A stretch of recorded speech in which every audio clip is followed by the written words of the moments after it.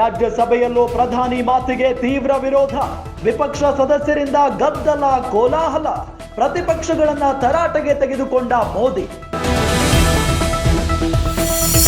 ಸದ್ದಿಲ್ಲದೆ ತಯಾರಾಗುತ್ತಿದೆ ಮೋದಿ 3.0 ಆಯವ್ಯಯ. ಜುಲೈ 23ಕ್ಕೆ ಕೇಂದ್ರ ಬಜೆಟ್ ಮಂಡನೆ ಸಾಧ್ಯತೆ. ಶೀಘ್ರವೇ ಅಧಿಕೃತ ಘೋಷಣೆಗೆ ಸಿದ್ಧತೆ.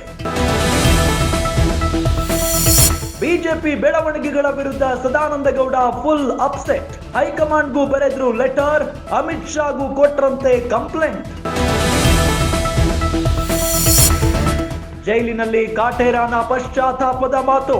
ಅಯ್ಯೋ, ನಾನು ತಪ್ಪು ಮಾಡಿಬಿಟ್ಟೆ ಎಂದಿರೋ ದರ್ಶನ್. ತಾಯಿ ಮೀನಾ ಭೇಟಿ ವೇಳೆ ಕಣ್ಣೀರಿಟ್ಟ ದಾಸ.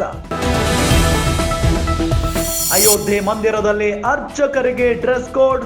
ಒಂದೇ ಬಗೆಯ ದಿರಿಸಿನಲ್ಲಿ ಕಾಣಿಸಿಕೊಳ್ಳಲಿದ್ದಾರೆ ಪುರೋಹಿತರು. ಮೊಬೈಲ್ ಬಳಕೆಗೂ ಬಿತ್ತು ಕೋಕ್.